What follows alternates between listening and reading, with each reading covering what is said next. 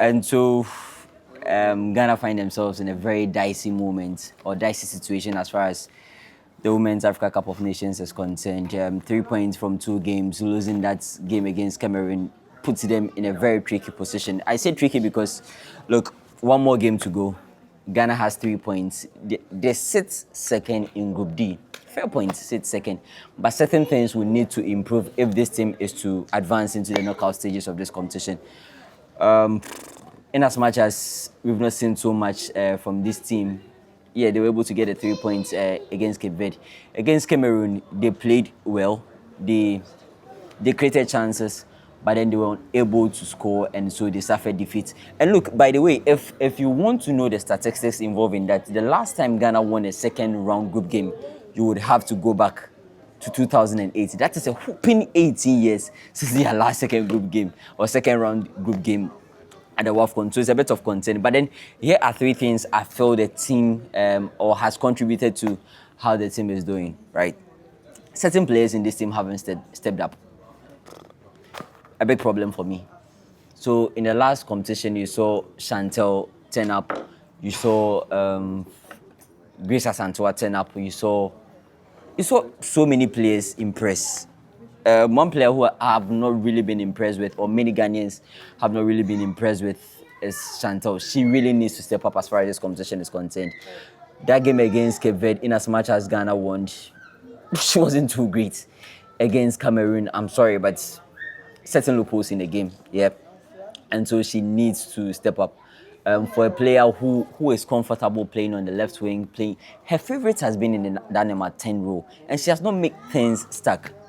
It's quite worrying for a player of a caliber. And then we will plead with her to step up. She needs to come alive. If not, Kim would probably have to take a certain decision on her, because there's Linda Uswansa who is knocking on the door. There's Evelyn Bedu who we saw come into that number 10 role and try to make things work for the Black Queens. So hopefully Chantal will be able to up her game, or players who are competing with her in that regard, in that position, will also be given a chance to try.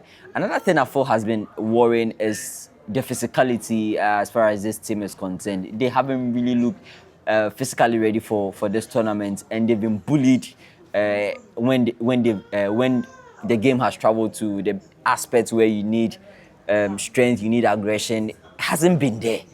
In that midfield against Cameroon, we were bullied. You can talk about the technical aspects where you have Grace Asantua doing her usual stuff, Jennifer doing her usual stuff. But then as far as the physical contest was concerned, we were bullied, we were knocked off our shoulders, they were struggling to fit in physically, and that is a problem for me. They need to be physically ready. Well, maybe a few players winning draws here and there, a few players trying to be a bit physical, but even that hasn't shown in the way that we've played. Another thing that I feel has been a challenge is the fact that, look, we had most of these players on off-season before the start of the competition. It was the reason why many were praying or were hoping that the tournament would have been played back in March, because then you had your players active, you had them delivering numbers, scoring goals, playing the normal football they are used to. And I was telling in that performance they put during the Pink Ladies Cup how impressive they were, firing here and there, controlling games. But I'm sorry, this tournament being played in July, August, has really left some of them